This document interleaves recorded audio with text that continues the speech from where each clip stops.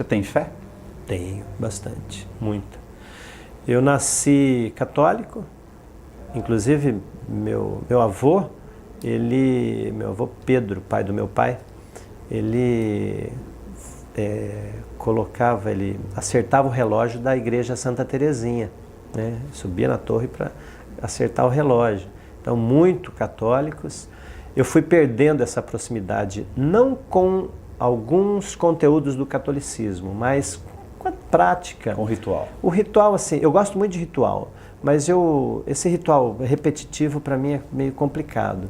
Aí eu fiz algumas andanças, já fui em muitas igrejas, não para procurar nada disso, eu fui assim, por curiosidade apenas. Aí eu acabei indo para o espiritismo, um pouco para o budismo também, e hoje eu acho que eu sou uma mistura de católico com evangélico, e um pouco espírita e um pouco budista.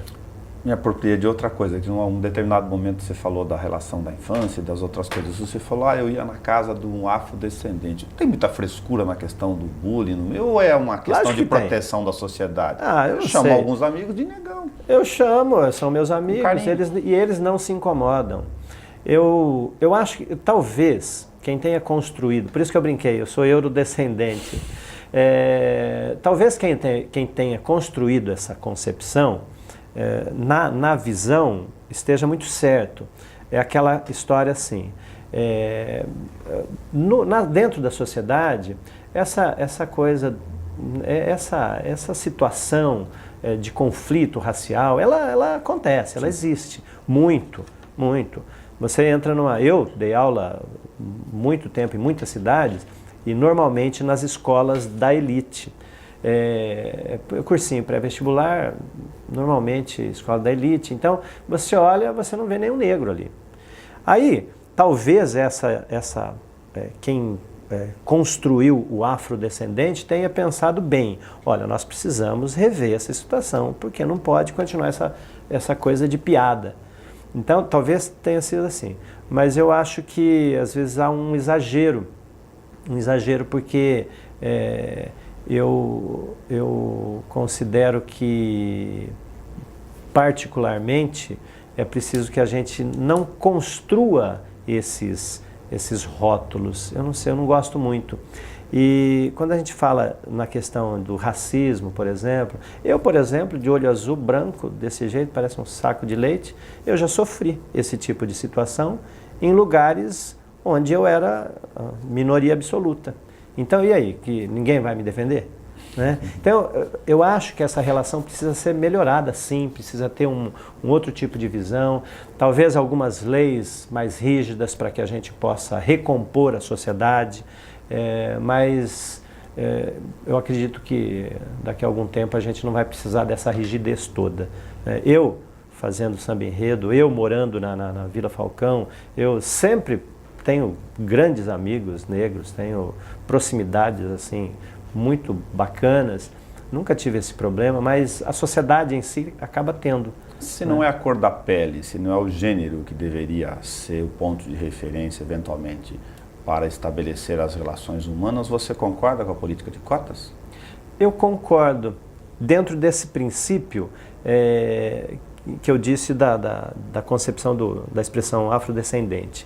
Eu acredito que, num princípio, a gente precisa, assim, abrir mais espaços.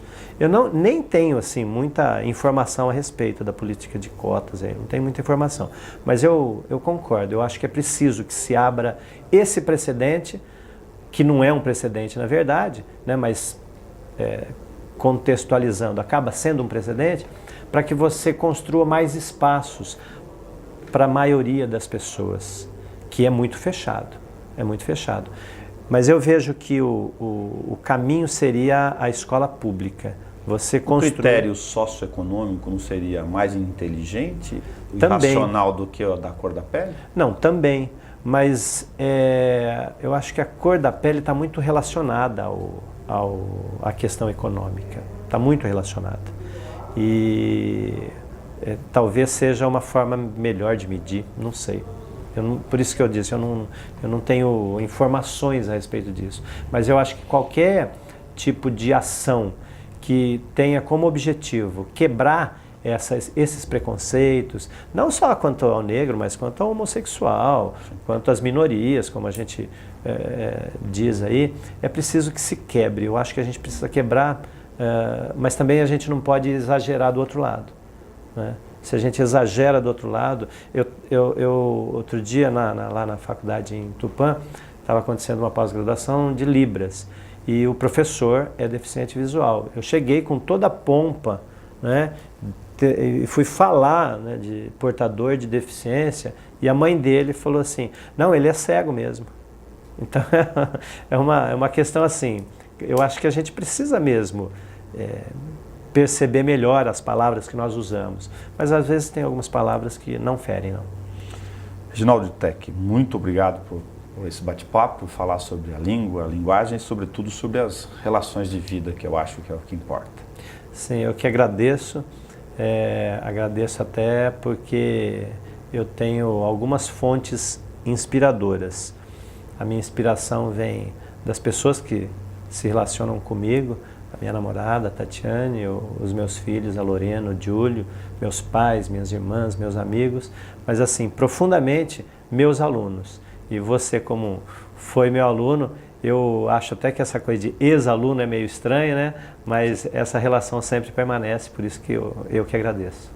Muito obrigado. Hoje nós falamos um pouco sobre linguagem, linguística e relações de vida, conhecendo no Câmara Livre um pouco sobre a vida e a trajetória de Reginaldo Tech.